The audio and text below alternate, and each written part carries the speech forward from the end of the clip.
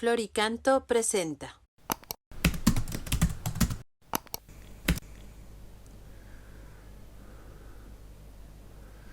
Número 127 del compendio del Catecismo. ¿Qué signos atestiguan la resurrección de Cristo? Además del signo esencial, que es el sepulcro vacío, la resurrección de Jesús es atestiguada por las mujeres, las primeras que encontraron a Jesús resucitado y lo anunciaron a los apóstoles. Jesús después se apareció a Cefas, Pedro y luego a los 12. Más tarde se apareció a más de 500 hermanos a la vez y aún a otros. Los apóstoles no pudieron inventar la resurrección, puesto que les parecía imposible. En efecto, Jesús les echó en cara su incredulidad. Por este punto 127, lo que está subrayando es el hecho de la historicidad de la resurrección de Jesucristo. La historicidad. Es verdad que la resurrección de Jesús nadie la vio. En el momento de la resurrección no había allí, nadie estaba presente en aquel momento, pero hay una serie de signos y Jesús resucitado tuvo una serie de apariciones posteriores que se mostró una vez resucitado. Esos signos son importantes. Es verdad que solamente porque el sepulcro esté vacío, eso no lo demuestra, porque podían haber robado el cadáver, etc. Pero el cúmulo de signos a quienes estaban allí presentes y sobre todo las apariciones de Cristo resucitado fueron determinantes para decantar su fe. Un detalle muy interesante, ¿no? Uno lee el Evangelio de San Juan, en el capítulo 20, la narración que hace, en la que está él siendo no solo el que lo narra, sino también él ha sido protagonista de esa escena, ¿no? Era el discípulo amado. El primer día de la semana, María la Magdalena fue al sepulcro al amanecer, cuando aún estaba oscuro, y vio la losa quitada del sepulcro. Echó a correr y fue donde estaban Simón Pedro y el otro discípulo, a quien Jesús amaba, y les dijo: se han llevado del sepulcro al Señor y no sabemos dónde lo han puesto. Salieron Pedro y el otro discípulo camino del sepulcro. Los dos corrían juntos, pero el otro discípulo corría más que Pedro. Se adelantó y llegó primero al sepulcro. Inclinándose, vio los lienzos tendidos, pero no entró. Llegó también Simón Pedro detrás de él y entró en el sepulcro. Vio los lienzos tendidos y el sudario con el que habían cubierto la cabeza, no con los lienzos, sino enrollado en un sitio aparte. Entonces entró también el otro discípulo, el que había llegado primero al sepulcro, vio y creyó, pues hasta entonces no había entendido la Escritura, que él había de resucitar de entre los muertos.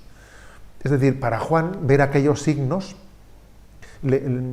así como Pedro necesitó que Jesús se le apareciese para comenzar a creer, Juan, el discípulo amado, en aquellos signos del sepulcro vacío, de la piedra corrida, de los lienzos encontrados de una manera determinada, decantaron su fe. Por cierto, es muy curioso que en este capítulo 20 de San Juan, cuando dice que estaban los lienzos estaban tendidos, pero es que el lenguaje castellano es difícil que llegue a traducir correctamente lo que dice el texto original griego, porque el verbo que se utiliza, que los lienzos estaban tendidos, dice keimana.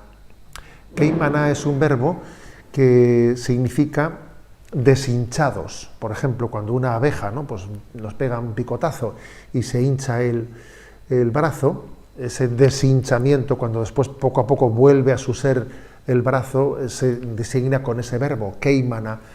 Los lienzos estaban deshinchados, no habían sido quitadas las vendas, sino que se había deshinchado como el cuerpo interior se había volatilizado, ¿no? Esos signos son los que decantan la fe de Juan, pero sin embargo Pedro, que quizás tenía pues una forma de ser más ruda, sin embargo hasta que Cristo no se le mostró, no arrancó de él su acto de fe. Jesús tuvo la misericordia de mostrarse, de dejarse tocar, de dejarse palpar. de decirles, y no seáis incrédulos, sino creyentes. Acordaros de la paciencia que tuvo con Tomás, que a pesar de que los demás le decían que habían visto al resucitado, él dijo, si no lo veo, si no toco con mis manos, no lo creo, ¿no?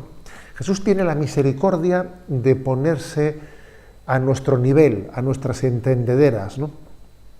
Porque somos de carne, huesos y carne, tenemos una carnalidad que necesita también, ¿no? Tocar, ver y tocar. Y Jesús resucitado se dejó tocar, se dejó ver. No fue la credulidad de los apóstoles la que les llevó a creer que Jesús había resucitado, más bien ellos eran incrédulos. Uno ve que los apóstoles tenían una tendencia incrédula. No fue su credulidad la que dio a luz la resurrección, no. Más bien fue la resurrección la que arrancó su fe, que es distinto, la que les llevó a creer. Acordaros, ¿no?, de esa palabra, y no seáis incrédulos, sino creyentes. Y por cierto, hay que destacar que Jesús apareciese primero a unas mujeres. Fueron las primeros testigos de la resurrección. Y luego ya se convirtieron en las que anunciaron a los apóstoles que Jesús había resucitado, ¿no? María Magdalena es la apóstola de los apóstoles, según dice Santo Tomás de Aquino, la apóstola de los apóstoles. Y en bendita hora, ¿no?, fueron ellas las primeras testigos de la resurrección, porque hoy en día, por ejemplo, a la hora de sustentar históricamente la historicidad de los evangelios, entendemos que es un signo de historicidad muy grande,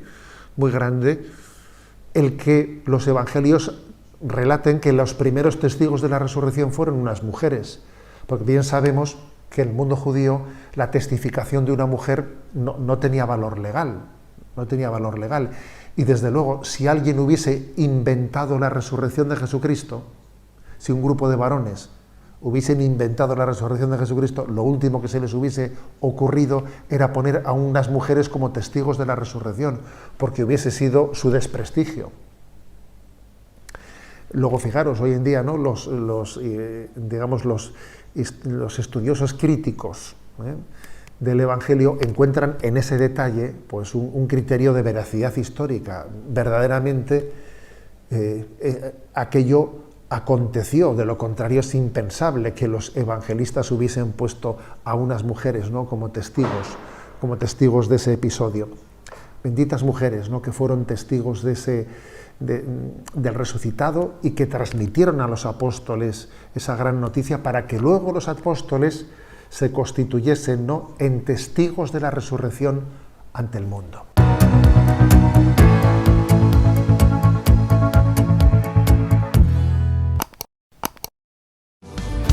Glorica.